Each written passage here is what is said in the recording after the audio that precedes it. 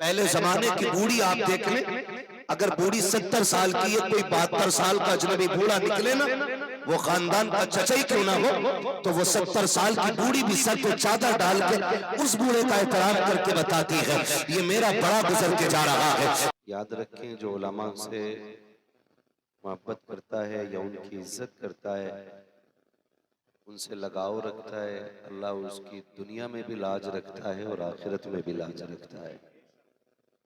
और वो लोग जो उलमा से, अइम्मा से, हुफ़ाज़ व क़ुर्रा से दुनिया में हसद या जलन या दूरियां रखते हैं, फिर जिंदगी भी मुश्किल हो जाती है और आखिरत की घड़ियां भी मुश्किल हो जाती है।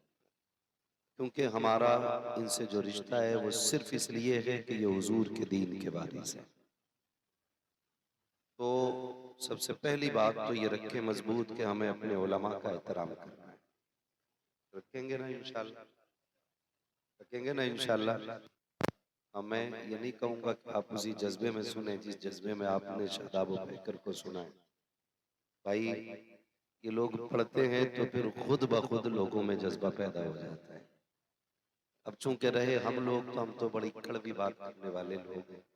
इस दौर में कोई अपने बाप की सुनने तैयार नहीं, हमारी सुन लेते हैं, ये भी बड़ी बात है ना? हमारी सुन लेते हैं, ये भी बड़ी बात है। और हमारी भी इसलिए नहीं सुनते हैं कि हम बंदूक लेके बैठे हैं या हमारी करवट में तमंचा रखा है। हमारी भी सिर्फ इसलिए सुन लेते हैं कि हम भी अपने बाप की नहीं, रसूल पाक की बातें किया करते हैं। खुदा सलामत रखे। बच्चा अभी नात पढ़ रहा था, तो मिंबर शरीफ से एहसान भाई कह रहे थे, बोले शायद ये आपके साथ। ये समझे, मैंने कहा अगर बच्चे ऐसे हो ना तो फिर कोई भी साथ लेके चल सकता है ना? तो ये यही जरूरी है, इस उम्र में बच्चों को हुजूर की नातें याद करा दी जाए। ये बड़ा अहम पैगाम है कि हम अपने बच्चों को हुजूर की नातें याद करें। ये आने वाले कल के मोहम्मद बिन कासिम बनते हैं। कब तक दुआओं में मांगते रहेंगे अल्लाह मोहम्मद बिन कासिम दे, सलाहुद्दीन अय्यूबी दे? कब तक मांगेंगे? कोशिश कब करेंगे जाके कि हमारे ही बीच से कोई मोहम्मद बिन कासिम बन के खड़ा हो जाए, है ना? तो ये तैयारियां बचपन से होती हैं। और फरमाया गया कि पहला मकतब माँ की गोद होता है। पहला मकतब क्या होता है? बस इतना बोलते रहे ताकि मुझे ये पता लगता रहे कि आप समझ भी पा रहे हैं और सुन भी रहे हैं। पहला मकतब, जोर से बोले, ऐसे मुंह हिला रहे हैं कुछ लोग जैसे उन्हें माँ की जरूरत ही नहीं पड़ी दुनिया में आने के लिए। यहाँ कोई ऐसा नहीं है जो पेड़ से उतरा हो या हल में निकला हो। यहाँ सब माँ के जरिए दुनिया में आए। पहला मकतब माँ की गोद होता है। अगर ये गोद मजबूत होती है ना तो फिर बंदा मजबूत होता है। ये भी जरूरी है, माँ की गोद अच्छी होनी चाहिए। मैं अक्सर एक बात कहता हूँ, जमीन अच्छी होती है तो फसल अच्छी होती है, माँ अच्छी होती है तो नस्ल अच्छी होती है। जिंदाबाद जिंदाबाद। यकीनन ये जो आज महफिल में लोग बैठे ना, ये अच्छी माओं की परवरिश ही की वजह है कि इतनी ठंडी रात में गर्म बिस्तर छोड़ के हुजूर की महफिल में आए बैठे हैं। और गालिबन ये 9वां या 10वां 8वां जलसा है।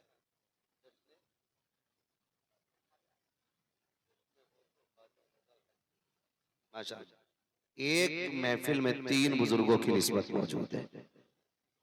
ये तो महफिल का मसला है, और हमारे दिलों में तो सैकड़ों बुजुर्गों की निस्बतें महफूज होती हैं, है ना? अभी अफसान भाई नारा लगा रहे थे मौला कायनात के हवाले से, मन कुंतु मौला अली अली।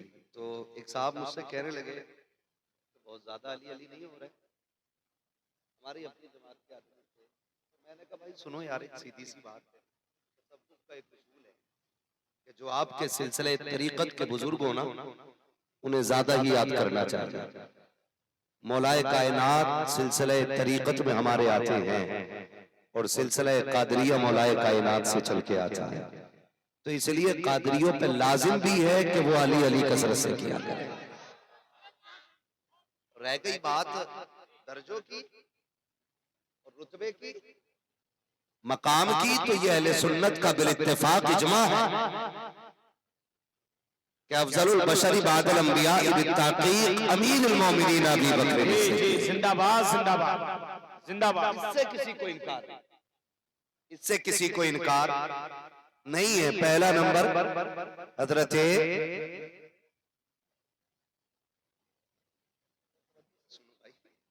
हो जाती है कभी कभी मिस्टेक। हाँ, तो ये हम सुन्नियों का अकीदा और अलादत ने हमें पढ़ाया, अहले सुन्नत का है बेड़ा पार, असहाबे हुजूर नज्म है और नाव है इतरत रसूलुल्लाह की। हम हुजूर की आल से भी प्यार करते हैं और हुजूर के सहाबा से भी प्यार करते हैं, तो ठीक है ना। तो इसलिए भी कसरत से हम अली अली करते हैं, क्योंकि हमारे सिलसिले तरीकत में मौलाए कायनात आते हैं। और ठीक है, वजह है सारे लोगों की। तो बहुत अच्छी महफिल सजी है, अल्लाह तौफीक दे ये बातें समझ लें। जमीन अच्छी होती है तो फसल अच्छी होती है, माँ अच्छी होती है तो माँ अच्छी होती है तो नस्ल अच्छी होती है, नस्ल अच्छी होती है। सिर्फ मदरसों ने शख्सियतें नहीं बनाई, मदरसों ने शख्सियतें बनाई नहीं, मदरसों ने शख्सियतें सवारी हैं। बनती शख्सियतें माँ की गोद से हैं, ये याद रखिएगा। शख्सियतें माँ की गोद से बनती हैं। माँ पारसा होती है ना, तब बेटा अख्तर रजा पैदा होता है। माँ मुत्तकिया होती है तो बेटा मुस्तफा रजा पैदा होता है। जिंदाबाद। माँ तहज्जुद गुजार होती है तो बेटा अहमद रजा पैदा होता है। ये माओ का बड़ा किरदार रहता है, माओ का बड़ा किरदार रहता है। लेकिन आज सबसे बड़ा फुकदान माँ की गोद का है। फुकदान का मतलब ये नहीं है माँ की गोद नहीं मिल रही है बच्चों को, और ये भी है कि बच्चों को उतनी माँ की गोद नहीं मिलती जितनी हम जैसे खुश नसीबों को मिल गई है। ये भी क्लियर है। इसलिए कि पहले जब बच्चे रोते थे ना, तो माँ उठाती थी, सीने से लगाती थी, कभी गुड्डू, कभी पप्पू, कभी चांद, कभी सूरज, कभी लाल, कभी जिगर का टुकड़ा, इतनी बातें कहती थी। आज बच्चा रोता है ना तो अम्मा टुनटुना बजा के हाथ में दे देती, मोबाइल उठाया और दे दिया। अब जिसे ये तमीज नहीं है क्या, जो नौमौलूद बच्चे होते हैं ना, ये कुदरतन फितरतन उनकी आदत होती है कि वो नई आवाज की तरफ कान लगाते हैं, नई आवाज की तरफ कान लगाते बच्चे और ध्यान देते हैं ये है क्या। जरा सोचो तो सही, जिन बच्चों के हाथ में हमने ना म्यूजिक लगा के मोबाइल दे दिया, क्या वो आने वाले दौर के गजाली बनेंगे, जामी बनेंगे?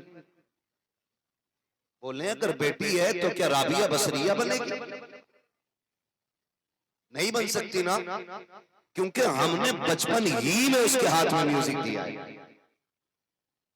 वो माएं कितनी अच्छी थी, जब बच्चे रोते थे तो कुरान पढ़ के सुनाया करती थी। दिल के फपोले जल उठे सीने के दाग से, इस घर को आग लग गई घर के चिराग से।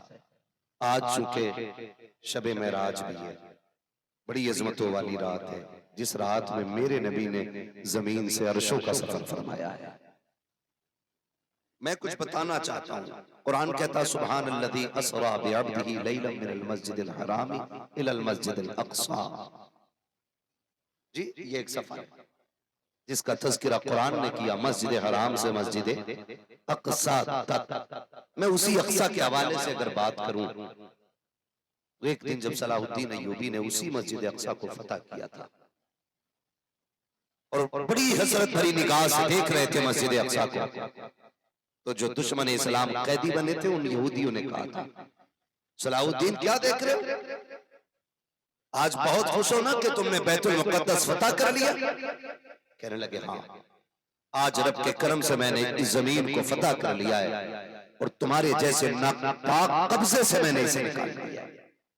तो एक यहूदी ने कहा था कुछ दिन की बात है, फिर हमारा ही झंडा इस पे लहराएगा। ये एक यहूदी ने कहा था कुछ दिन की बात है, फिर एक दिन इस पे हमारा ही झंडा लहराएगा। तो सलाहुद्दीन अय्यूबी ने कहा था अगर तुम फिर कब्जा करोगे, फिर बचाने के लिए कोई सलाहुद्दीन अय्यूबी आ जाएगा।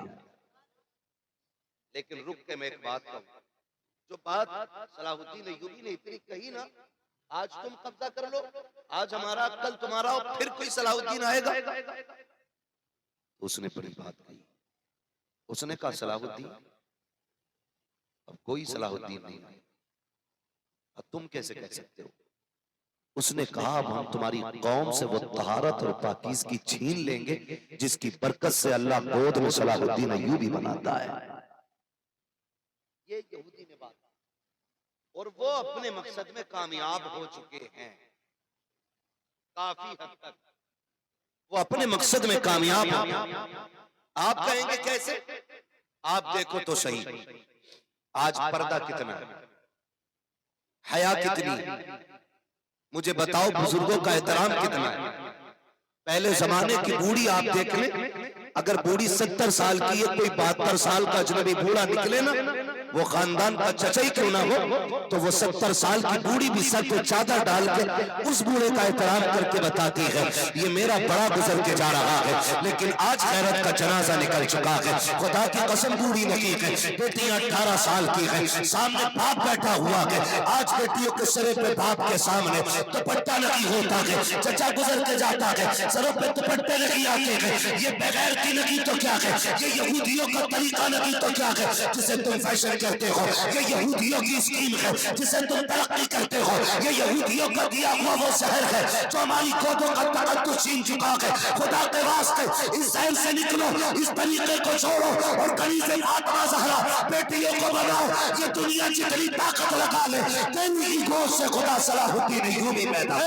नारे तकबीर, नारे रिसालत, मसलके आला हज़रत, जश्न गौज़ो ख्वाजा रज़ा कॉन्फ्रेंस, मुफ्ती हम्माद साहब कूला, जिंदाबाद जिंदाबाद। बुरा ना मानिएगा, ये कड़वी सच्चाई है।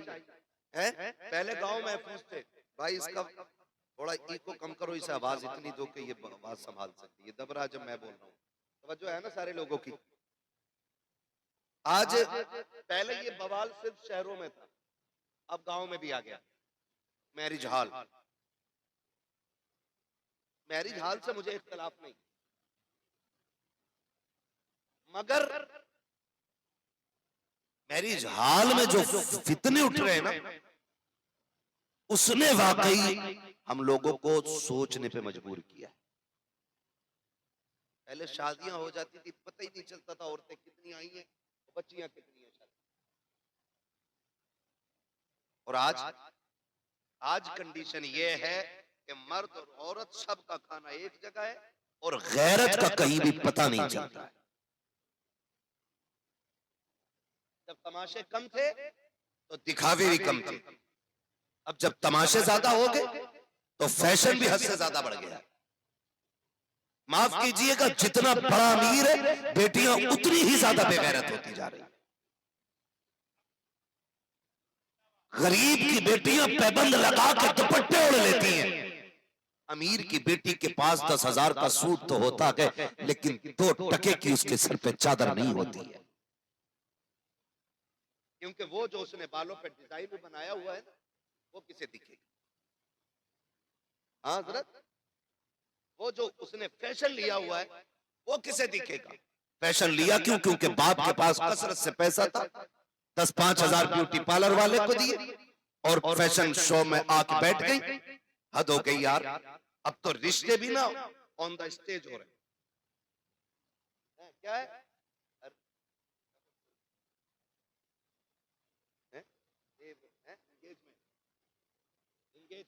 इसमें सगाई, हाँ सगाई ने भी मुसीबत खड़ी कर दी।